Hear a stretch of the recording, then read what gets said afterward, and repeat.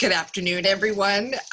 Thank you for joining me for this week's Q&A. This week, we're going to focus on the CARES Act, which is also known as the stimulus bill, and there's a real name. It's HR 478. So I did a lot of research, and it's just going to be me today. You're stuck with me, but I did actually write up a one sheet, actually it's 4 pages long, of questions and answers about the stimulus bill, and I did post them on our website under the COVID-19 resources page, so you'll be able to link to it and read it and look at my sources. I did link to the sources at the end, so you can look at a bunch of different things, but I had noticed that I was the purveyor of inaccurate information about the stimulus bill to my sister, and she corrected me. And that made me really think about all the misinformation that might be out there, or just not even information, because I noticed I literally had to search for this information. So I just wanted to go over some of the things that I learned, and again, I probably won't hit all of the points, and so you can look this up on our website, like I said. Now, the other thing is I did link the actual bill. So at the top of my page here, it's the coronavirus relief bill is 880 pages. It's a lot of printed pages. It's more than I could actually read. And it involves more than $2 trillion in expenditures, which the number is obviously way more than I can understand, but right after that, I did link the bill. So you can actually look at the actual bill if you wanted to check that out. So that link's there. And then I had some specific questions. The thing that I lied to my sister about, I didn't lie to her about it. That's not true. I just was misinformed, is if we have to pay back the money. I got the answer to that question. I actually had a couple of other questions, and I got the answers to those as well. And I cover 2 sides, how it affects us as individuals, and then how it affects industry. So I'm just gonna do a little Q&A with myself today, and hopefully hit on everything you need to know. If not, like I said, you can look this up, or you can contact us. I'm willing to do some research. That's what I'm good at.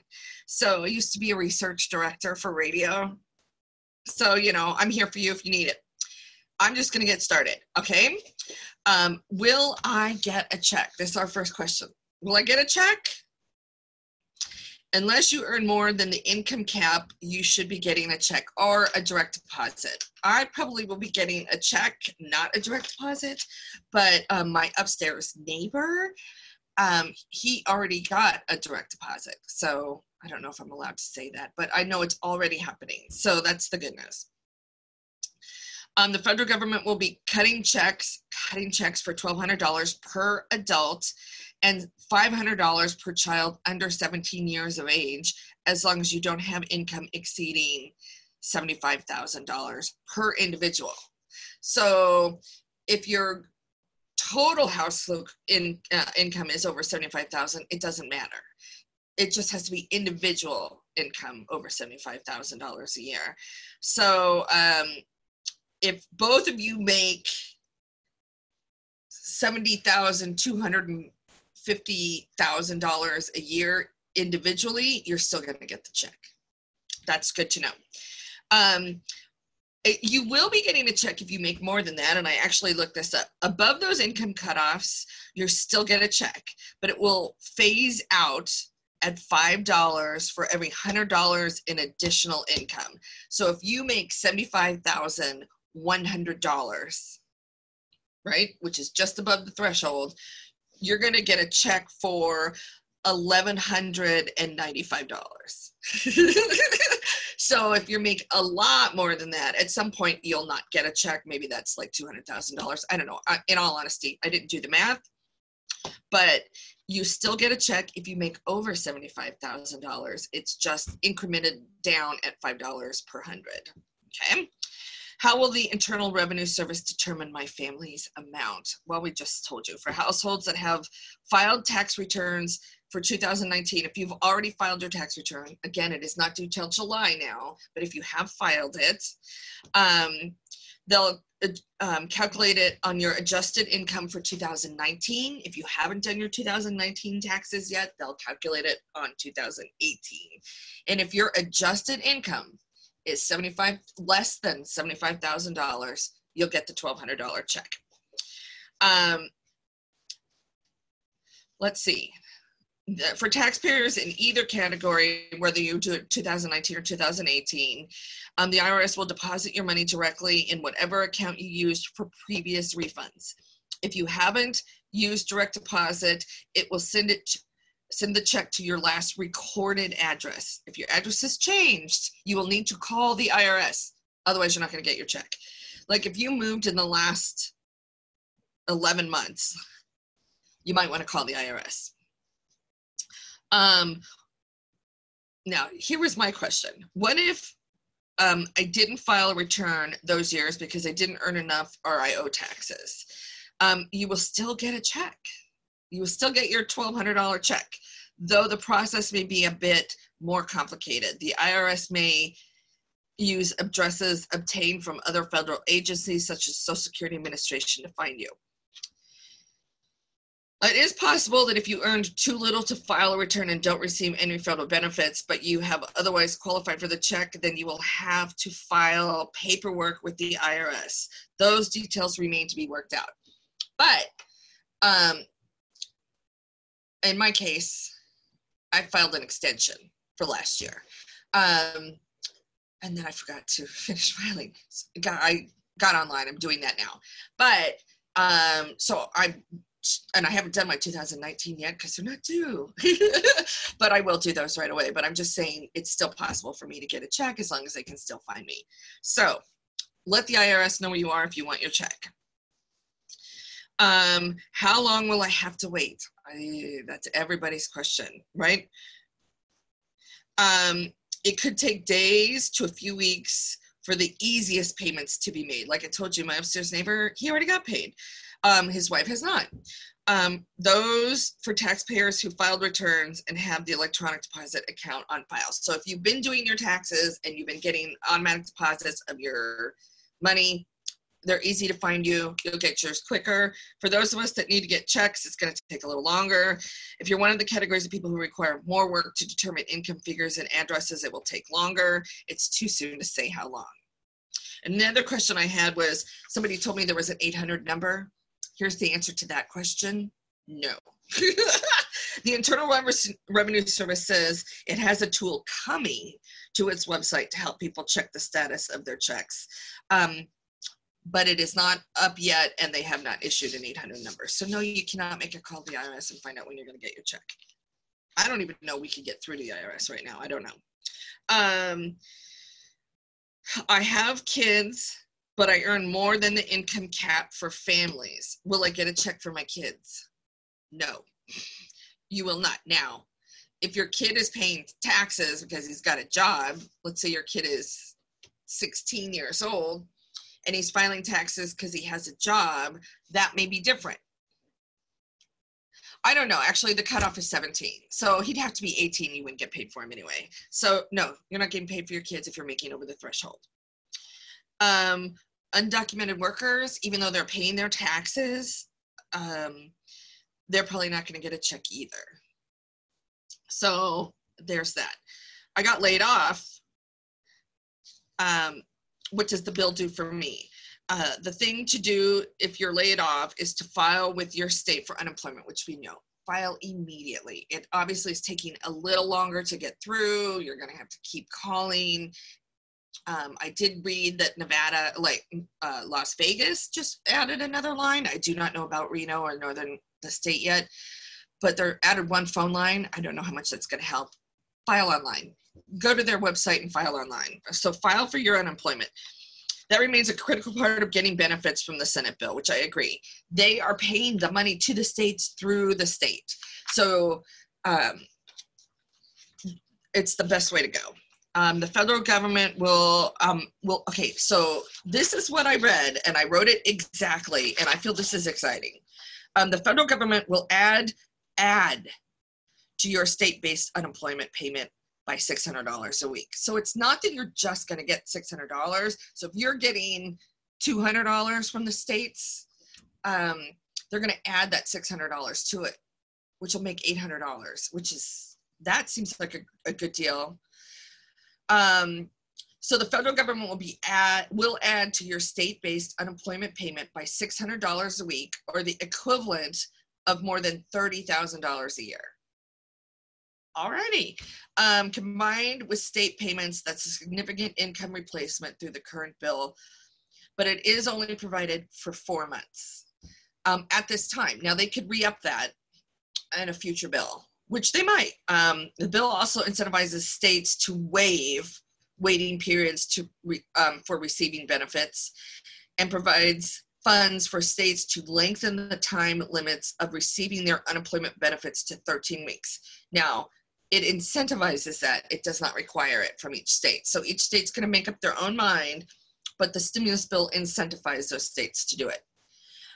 If you were already receiving unemployment payments prior to March, you may be out of luck for receiving the enhanced benefits enacted under the bill, because that remains up to the state. So it will depend on what our state, Nevada, decides. It'll depend on what each individual state gets to make that decision. Just so you know, might be time to call your representatives. My company considers me furloughed rather than laid off. Will I qualify for these expanded unemployment benefits? And just as for the record, I've had a lot of discussion about the difference between furloughed and laid off. From what I understand, the difference is a furloughed employee does not have to reapply for their job. So when we all go back to work, they're automatically rolled back in. When you're laid off, you will have to reapply for your job. You fill out an application or whatever their process is. Furloughed just means we're not paying you for now. When we get back to work, you're included. So in the big scheme of things, legally, you're not laid off, so you're not unemployed. However, for this stimulus bill, the bill seeks to broaden the definition of unemployment to include furloughed workers. So states should begin to count furloughed workers as being unemployed.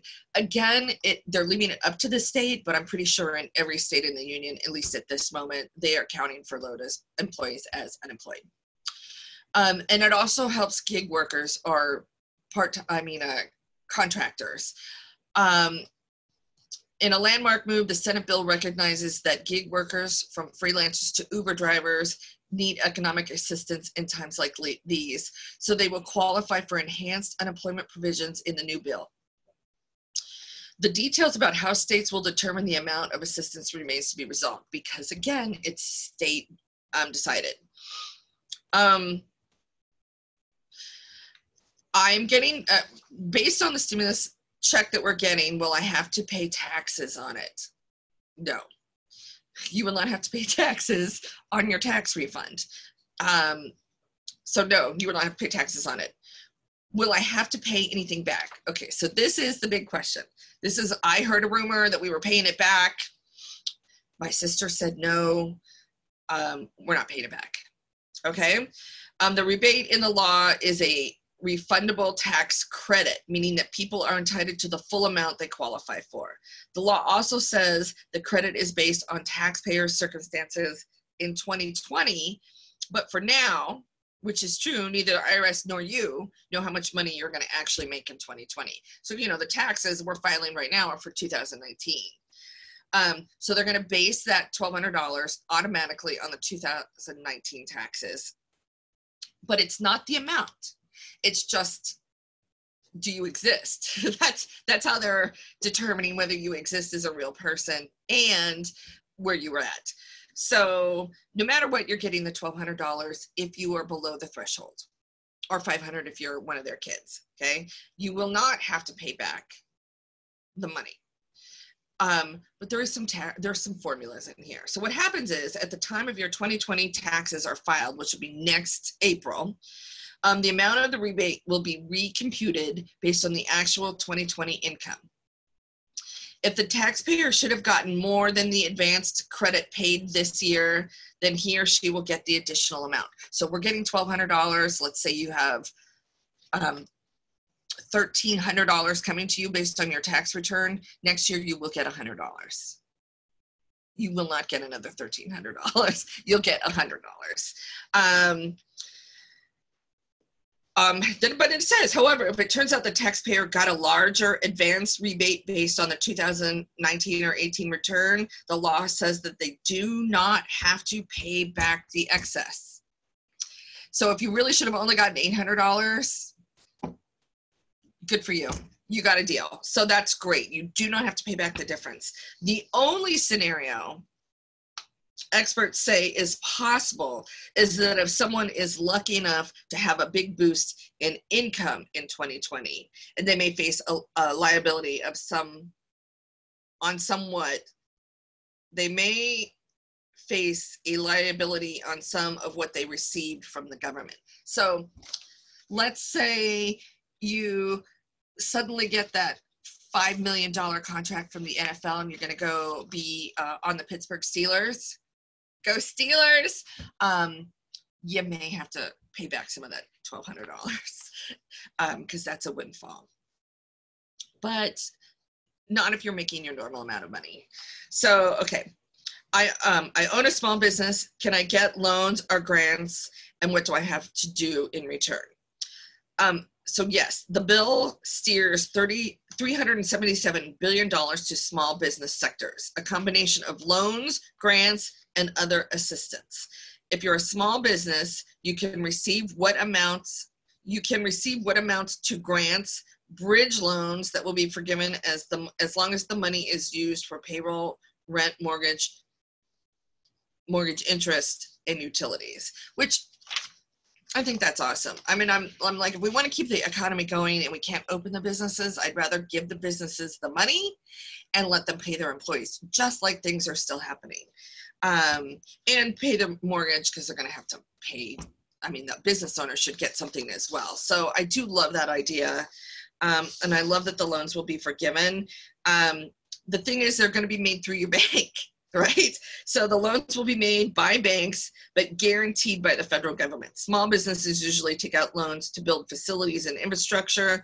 So this is an unusual type of loan. Businesses can adapt to the new conditions, such as restaurants. Businesses that can adapt to the new conditions, such as restaurants doing takeout orders or retailers selling goods online, can continue those portions of their business to continue generating revenue. I recommend that you discuss with your bank very thoroughly about what is and isn't going to be paid back. Just make sure you get it in writing. Not that banks are bad. I love banks. But just know where you both are at. I'm a homeowner. Do I get help on my mortgage? Again, this is going to be up to your bank. However, federally backed mortgage loans can be paused for 2 to 6 months for people suffering an economic economic reversal. Sorry about that. Without fees, penalties, or added interest. So it is a federally backed mortgage loan. Again, call your bank. Find out where you guys qualify. I have student loans and I'm having trouble making payments. How will the bill help me? Student loan borrowers won't be penalized for not paying down their loans through September 30th. So you have a little bit of time. And then I did some research. And maybe I'll just read a couple of them just so you know. That's what happens personally, like to you on a personal level and to your household. You will get the money if you make less than $75,000. You won't have to pay it back, which was my big fear. And no telling when you'll actually get it, but I do know they're coming out. Like I know people that have gotten them, so I know it's working. But also that stimulus bill helped business as well, which I'm glad. We need to help businesses. So there's a couple of businesses that I looked into, state and local governments, which is really good. A lot of our relief will be coming from our state and local governments. So the federal government paying the state and local governments is good business for us. And there's in a bunch of different categories in which that is being sent out. Here's the food and housing safety net. The bill allocates $42 billion for shoring up the safety net. That includes $25 billion of increased usage for food stamps and child nutrition assistance, which is great, which includes aid to schools struggling to provide free lunch off-site. The bill also includes $12 billion for housing support, including homelessness assistance, and $5 billion for child and family services. Food banks will get an additional $450 million as well. So, I mean, that it's just so good that the bill is helping universally. This is what our tax dollars is made for, helping each other out. And so I am really happy about that. This is just the first one. Apparently, actually not apparently, it's on here. I think after the federal assistance to companies sometimes benefited corporation executive and stockholders, lawmakers, including several provisions to keep recipients of federal law graces on a tighter leash. Companies cannot use federal aid to make stock buybacks or issue dividends. Increases in executive compensation are limited, and collective bargaining agreements cannot be voided. Details of transactions such as loans and grants to companies will be rapidly made public. In addition, businesses controlled by the president, vice president, members of Congress, and heads of executive departments cannot receive loans or investments from the government. Finally, the bill establishes both a special inspector general office and a congressional oversight commission to conduct oversight, which is good because we are talking about $2 trillion of our tax money. So I do appreciate that. We are trying to watch out for our fellow man, which I also appreciate. Other big businesses will be receiving money, and that's okay. Airlines, actually airlines is on here. The bill includes $25 billion in loans to commercial airlines, $10 billion for airports, $4 billion for cargo airlines, and $3 billion for aviation contractors. These funds are designed to go towards employee wages, salary, and benefits for roughly 2 million aviation workers, which is great. That's where I think we need to put the money. Excuse me, I'm sorry. That's just me though. So that's that. There's a few more on here, but I didn't want to keep you for too long. I really feel it's really, really interesting information. The important things are, you know, be expecting your check. Keep your eye on the IRS websites, because obviously when they get going, they're going to create a tool that you can check and see what your check is. If you have moved, call the IRS, make sure they have your new address. If you have any other questions, I'm willing to look them up and see if I can find out the answers for you, and I'll share them with you. I do appreciate you taking your time to be with me today in our quick Q&A. We will be doing more. I'm working on scheduling next week's. Hopefully Monday, I'll be able to tell you. Also, keep in mind, we're going to be doing a lot of information with our grantees, people that we give grants to. We were able to grant money this year again, so we're still funding things locally in Nevada. Like I said, we cover the whole entire state of Nevada, so stick with me. I'm going to fill you in on all of that. We're going to try and keep everything as transparent as possible, just so you know. As a side note, on May 5th, it's Giving Tuesday now. The Giving Tuesday people came up with this emergency COVID-19 relief plan, and we are going to participate in it. The money we raise will go to our COVID-19 relief fund, which is to continue to fund the grants that we are doing right now. That's why I want to help you understand where the money goes, and how we keep Nevada safe. And our goal is to obviously eliminate breast cancer forever, certainly from the whole world, but our focus will be here in Nevada. So we're not giving that up. We know you don't want to give it up, so we do appreciate that you're sticking with us, and that we will see you on the other side. In person, remember, you can always call our office line, 822-2324. And the Komen helpline, 877-GO-KOMEN, is also always available and talking about Relief Fund. If you have not, and you are currently in breast cancer treatment or you are diagnosed with breast cancer, go to our website and look up the Komen Treatment Assistance Fund. So you might as well file for that. There's nothing stopping you. So make that happen. All right, guys. Thank you again for joining me, and I will see you next week.